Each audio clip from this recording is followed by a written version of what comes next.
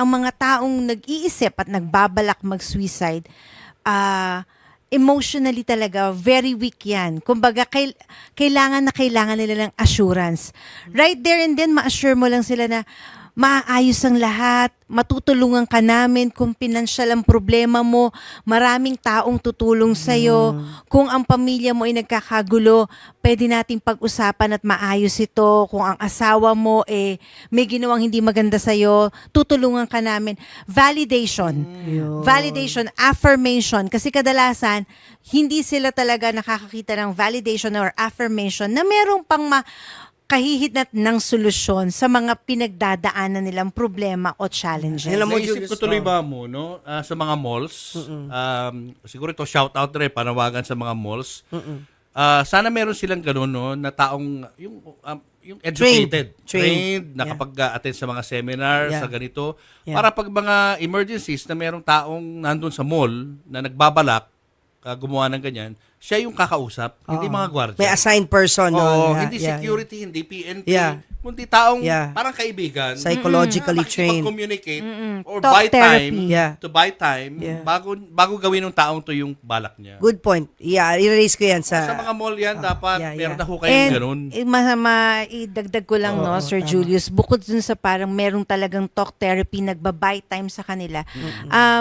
Kadalasan kung mapapansin nyo, nasa mall establishment, yung mga dito sa ating bansa, hindi lang ito ang una. Marami na in the past. And dati nagsubok akong magtanong sa mga security guard kung ano yung parang SOP pag may nakita sila. Kasi I think before the pandemic, meron ding nagtangka sa isang mall ditong malaki sa Ortigas area sa loob ng establishment.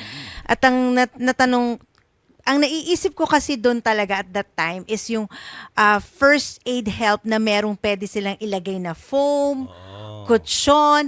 Itong recent video actually is about 3 minutes plus.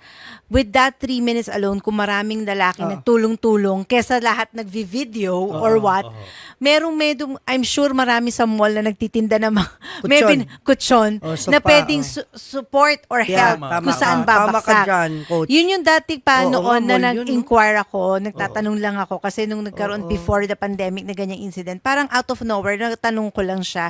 Tapos sinabi ko nga doon sa mga security personnel, dapat meron ding assigned, bukod doon sa may talk therapy na mag-to-buy in the time na ini-encourage siya na mapahinahon. Meron ding nagre-ready grupo, na doon sa pwedeng talunan. sa pagtatalunan. Tama ka dyan. Dapat lahat ng mall yan. Kasi ang dami-daming kutsyon for sure sa loob ng mall na in that certain period of time, mailalabas mo yon. And then to follow through na yung medics or what. Tama ka. Kasi kung tutuusin, sobrang helpful yon. Malaking tulong yon. Habang meron din namang on the side, kumakausap. Kasi nangyayari, parang ano na lang ho Parang may namatay dyan last week. Ganun ba? At karamihan nagvi-video. Doon din naman sa mga nagvi-video, okay yon, good yon. Pero kung meron ng isa o dalawa, yung iba pwedeng may gawing partisipasyon na makatulong. Call Huwag lang medics. makikialam ng di ba? Makikipag-usap basta-basta. Medics. Yun nga, yung sinasabi ko na meron ding grupo na pwedeng mag-establish ng help na yung nga, meron sila kung saan pwedeng bumaksak na may kutsyon, meron lang nakaabang na foam, or whatever. Wow, thank you. Thank you for Maganda that. yung Sana mapanood. napag-usapan I will natin ito. repost this part.